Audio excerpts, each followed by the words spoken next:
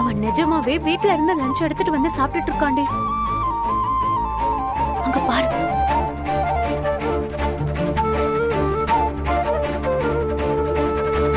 பாரு.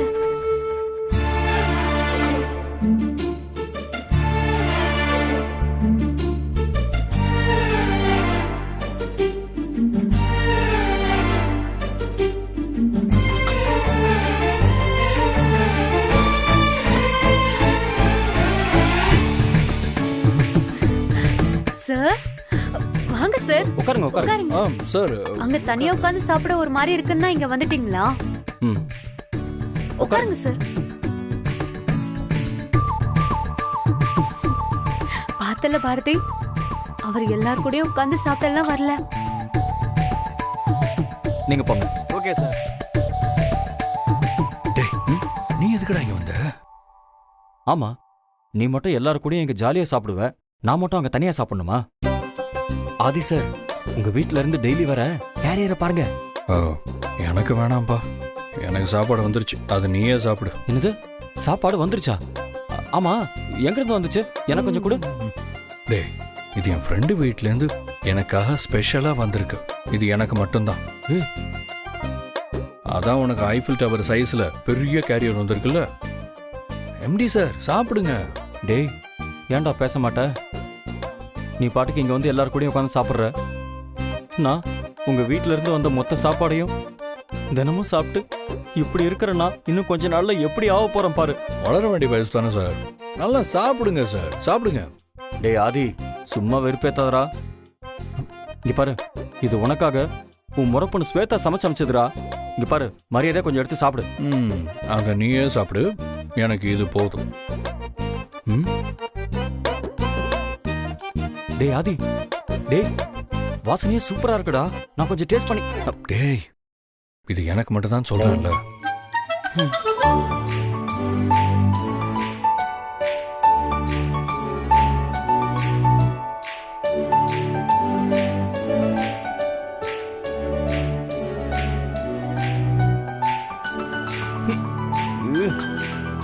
டேய் டேய் ஆதி, உன் முறப்பொண்ணு ஸ்வேதா உனக்காக ஸ்பெஷலா பண்றேன்னு ஏதேதோ கர்மத்தை எல்லாம் பண்ணி அமைச்சிருக்காடா.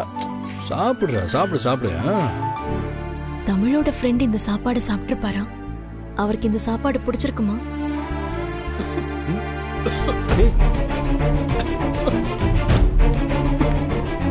தண்ணி குடிடா, சொன்னா கேட்க மாட்டேங்க. ஆதி என்னங்க?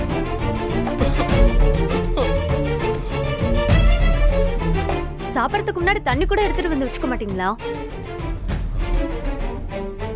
யாரோ உங்களை பலமா நினைக்கிறாங்க ஆதி. ரொம்ப பிடிச்சவங்க நினைச்சா இப்படிதான் பொறை ஏறும்.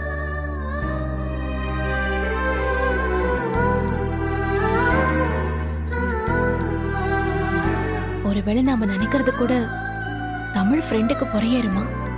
தண்ணி குடிங்க ஆதி, குடிங்க. தண்ணி குடுறா.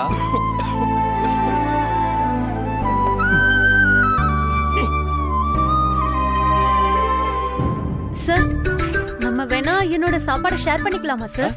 இல்ல இல்ல இல்ல, வேண்டாம் வேண்டாம். இன்னைக்கு நான் என்னோட டிஷ்ஷை உங்களுக்கு ஷேர் பண்றேன். ஒரு நிமிஷம். இதாங்க.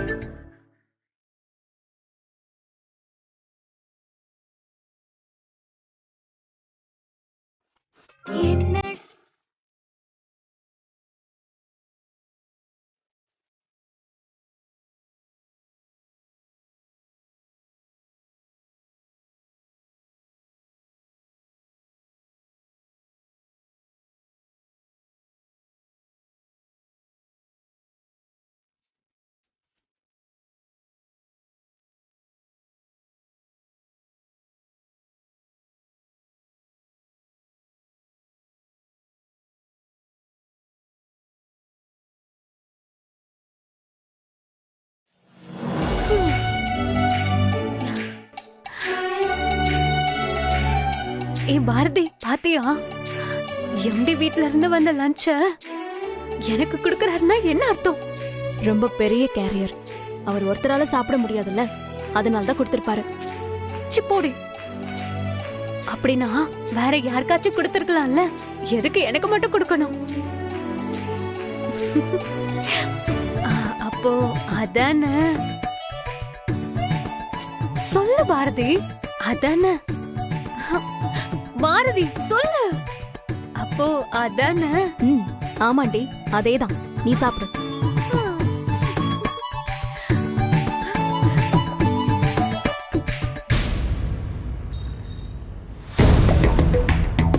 மேடத்துக்காக ஒரு 10 நாள் டைம் தரேன். இல்ல 11வது நாள் இது என் வீடு.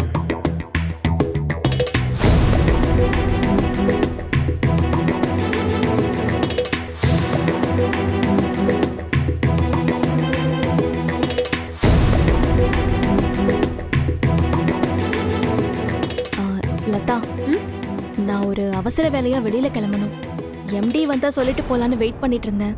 மேனேஜர் கிட்ட கேட்டா விட மாட்டாரு. எம்டியை வேற இன்னும் காணோம். நான் கிளம்புறேன், நீயே எம்டி கிட்ட சொல்லிடுறியா? ஏ பாரதி, என்ன சொல்ற?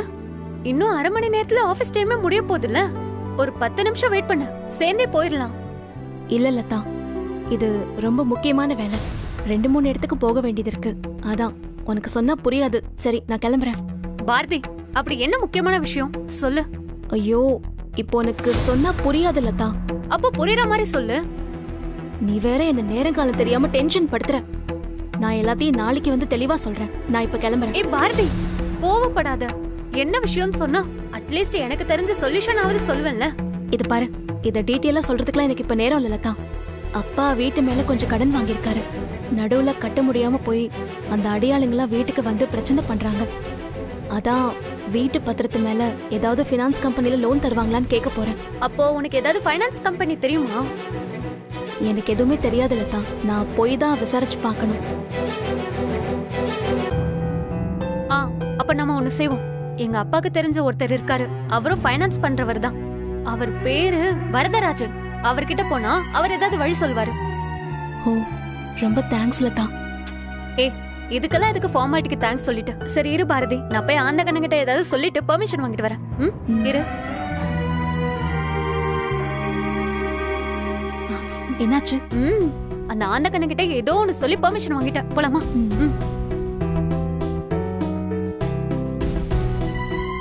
போலாம் வா.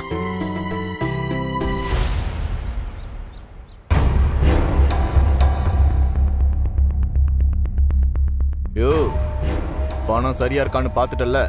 ஐயா, அதெல்லாம் சரியா இருக்குதுங்க ஐயா. எல்லாம் சரியா இருக்குன்னு நீ சொல்லிட்ட. மாசம் மாசம் வட்டியும் சரியா வரல, அப்புறம் என்ன நடக்கும்னு உனக்கே தெரியும். புரியுதுல்ல? கண்டிப்பா ஐயா, அதெல்லாம் சரியா கட்டிடுவேன். சரி, நான் வைக்கிறேன். சொல்லுங்கம்மா, என்ன விஷயம்? சார், என் பேரு லதா. மேலத்தெரு ராகவனோட பொண்ணு. ஓ, நம்ம ராகவனோட பொண்ணா? சரிம்மா சரிம்மா. என்ன இங்க வந்திருக்கீங்க? ஏதாவது முக்கியமான விஷயமா? ஆமா சார். சார், இவங்க பேர் பாரதி. வணக்கம் சார். வணக்கம்மா. மா, இவங்க யாரு? சார், இவங்களும் நம்ம ஊர் தான். பெருமாள் கோயில் ரத்னம் இருக்காருல்ல, அவரோட மருமக தான். ரத்னம்னா? ஓ, இந்த கோவில் விசேஷத்துல முன்னாடி நின்று நடத்துவாரு அவர் தானம்மா? ஆமா சார். சரிம்மா, சொல்லுமா, எதுக்கு இவ்வளவு தூரம் தேடி வந்திருக்கீங்க? சார், என் அப்பாவும் இதே ஊர் தான். முருகன் கோயில் தெரு சிதம்பரம்னா தெரியும். அட என்னம்மா நீ, சிதம்பரத்தை எனக்கு நல்லாவே தெரியுமா. நல்ல மனுஷன். சரி, விஷயத்த சொல்லுமா. சார், அது எங்க வீட்டு பத்திரத்தை வச்சு ஒரு 10 லட்ச ரூபாய் கடன் வாங்கியிருந்தோம். நடுவுல அப்பாக்கு கொஞ்சம் உடம்பு சரியில்லாம போனதுனால கொஞ்சம் வட்டி கட்ட முடியல. கடன் கொடுத்தவங்க அடியாளுங்களெல்லாம் கூட்டிட்டு வந்து வீட்டை எழுதி கொடுக்க சொல்லி மிரட்டுறாங்க சார். ஆனா வாங்கின 10 லட்சத்துக்கு எப்படி சார் மொத்த வீட்டையும் எழுதி கொடுக்க முடியும்? அப்ப அது கந்து வட்டிக்கு மேல சூடு வச்சா மீட்டர் வட்டியா இருக்கும். அதான் சார், அந்த பத்திரத்தை மீட்டு நீங்க வச்சுட்டு மேல் கொண்டு கொஞ்சம் பணம் கொடுத்தீங்கன்னா அந்த கடனை அடைச்சு விட்டுருவோம் சார். நான் தவறாம மாசம் மாசம் உங்களுக்கு வட்டி கொடுத்துடுறேன் சார். ஓ, இதான் விஷயமா? அதுக்கு நம்ம செஞ்சுட்டா போச்சு. பாக்கி தொகை வட்டியோட எவ்வளவு இருக்குன்னு கேட்டு சொல்லுங்க. முதல்ல அதை செட்டில் பண்ணிட்டு பத்திரத்தை திருப்பிடுவோம்.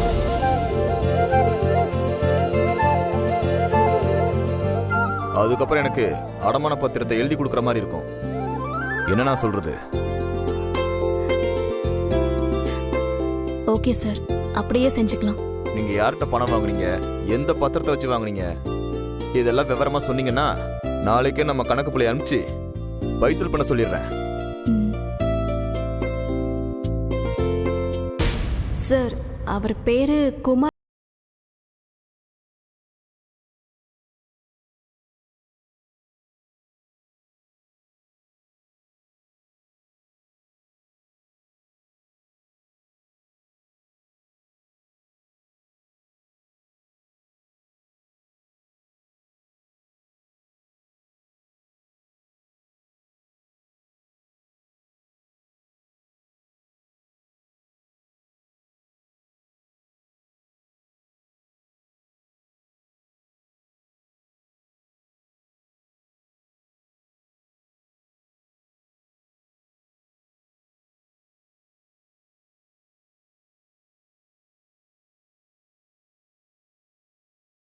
சார், என்ன சார் இப்படி சொல்றீங்க?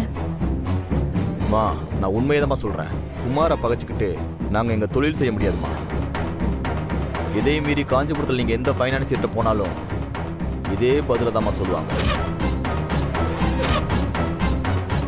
பேசாம நான் சொல்றதை கேளுங்கம்மா. வெட்டி அங்க இங்கே அலையிறத விட இந்த டீலை குமாரை வச்சே முடிச்சுக்கோங்க. சாட்சிக்காரன் காலில் விழுகிறத விட சண்டைக்காரன் காலில் விழுகிறது எவ்வளவோ மேலுமா. என்ன நான் சொல்றது புரியுதுல்ல? இல்ல சார், நான் என்ன... நல்லதுமா, போயிட்டு வாங்க.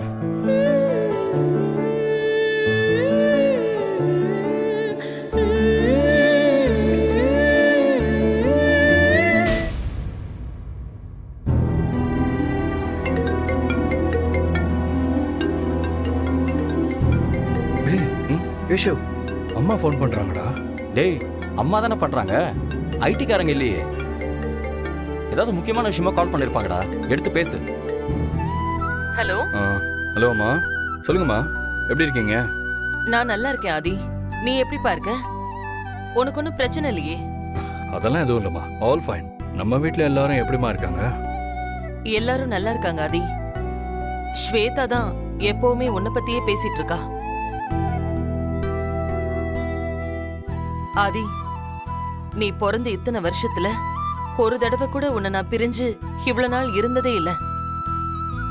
அதான் என் மனசுக்கு கொஞ்சம் கஷ்டமாவே இருக்கு.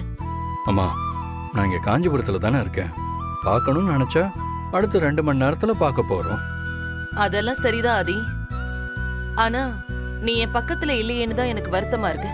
அம்மா, நான் வேலைக்காக தான் இங்கே வந்திருக்கேனே தவிர என் மனசெல்லாம் அங்கதாம்மா இருக்கு. இன்னும் கொஞ்ச நாள் தான்மா. இங்கே பிரச்சனையெல்லாம் சரியானதும் திரும்பவும் அங்கே வந்து உங்கள் கூடவே தான் நான் இருக்க போகிறேன். ஃப்ரீயாக விடுங்கம்மா. சரி, திடீர்னு ஃபோன் பண்ணியிருக்கீங்க, ஏதோ முக்கியமான விஷயமா? ஆமா ஆதி, எல்லாம் உன்னை பத்தின விஷயம்தான். என்ன பத்தியா? சொல்லுங்கம்மா, என்ன விஷயம்? உன்னோட கல்யாண விஷயம்தான் ஆதி. உன் உடம்பு சரியானதுக்கு அப்புறம் நாம கல்யாணத்தை வச்சுக்கலான்னு முடிவு பண்ணிருந்தோம். இப்ப நீ எம்டியா பொறுப்பேத்துக்கிட்ட. சோ இப்ப கல்யாணத்தை வச்சுக்கிறது தான் சரின்னு தோணுது. அதான் முகூர்த்தத்துக்கு நாள் குறிக்கிறதுக்காக நாளைக்கு ஐயரை வர சொல்லியிருக்கோம். அப்ப நீயும் வந்துட்டேன்னா எல்லாருக்கும் செட் ஆகுற மாதிரி ஒரு நல்ல நாளா பார்த்து முடிவு பண்ணிடலாம். என்ன சொல்ற ஆதி? அம்மா, இப்போதான் நான் பொறுப்பேற்றுக்கிட்டு மெதுவாக கம்பெனி வேலையெல்லாம் பார்க்க ஆரம்பிச்சிருக்கேன்.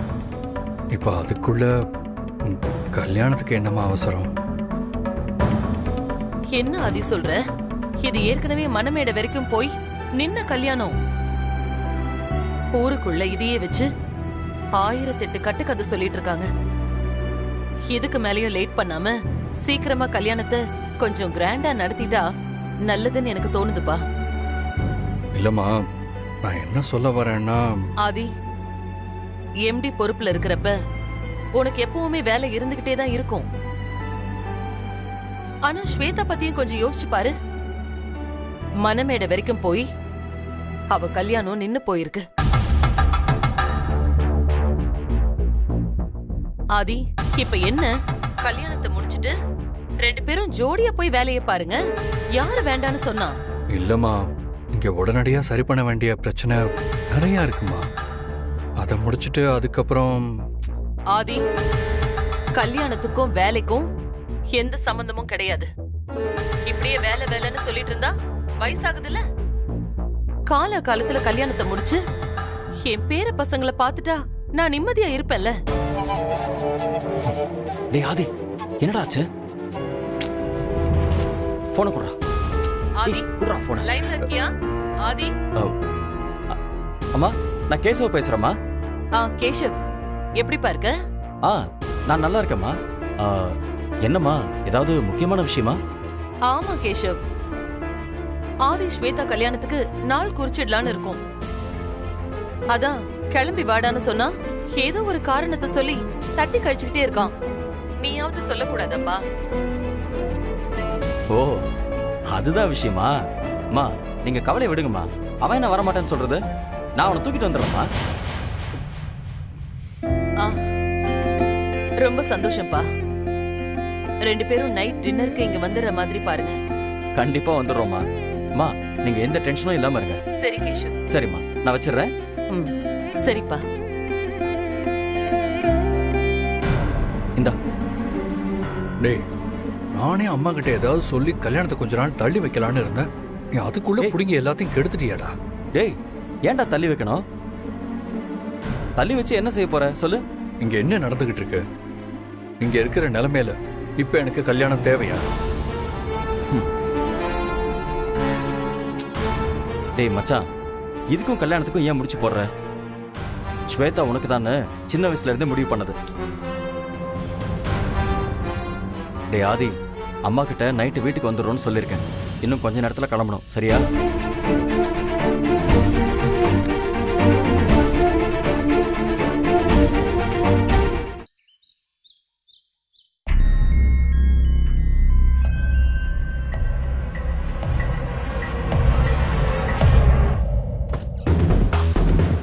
May I come in, sir? Yes, come in.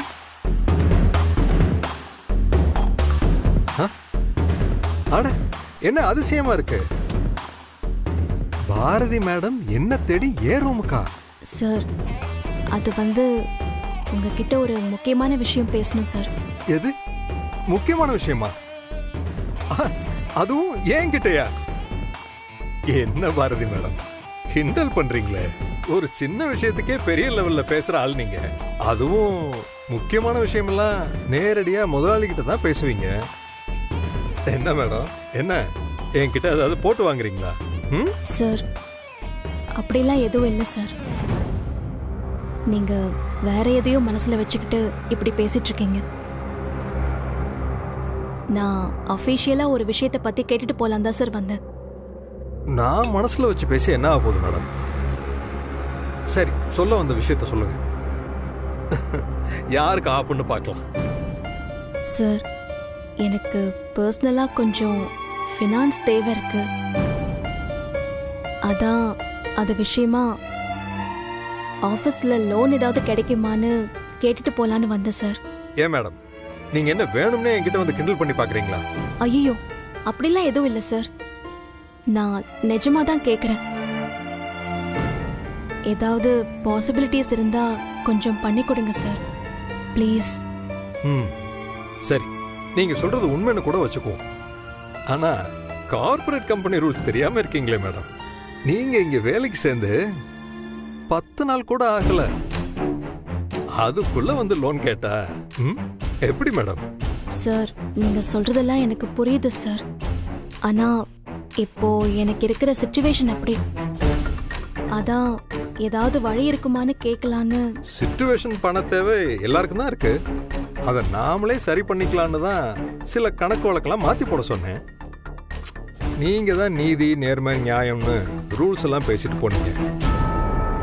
சரி, நீங்க சொன்ன ரூல்ஸ் பிரகாரம் பார்த்தா இந்த கம்பெனியில லோன் வாங்குறதுக்கு மினிமம் 6 மாசம் வேலை பார்த்துருக்கணும். அந்த 6 மாசத்துல உங்க மேல எந்த ரிமார்க்ஸும் இல்லாம இருந்திருக்கணும். இல்லைன்னா நீங்க பாட்டு பணத்தை வாங்கிட்டு கம்பியை நீட்டிட்டு போயிட்டா நாளை பின்ன யார் பதில் சொல்றது?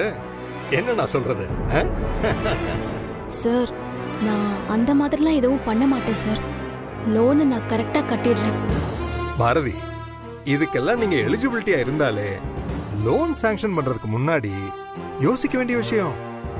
ஆனா இப்ப இருக்கிற சூழ்நிலையில உங்களுக்கு லோன் கிடைக்கிறதுக்கு நோ சான்ஸ்.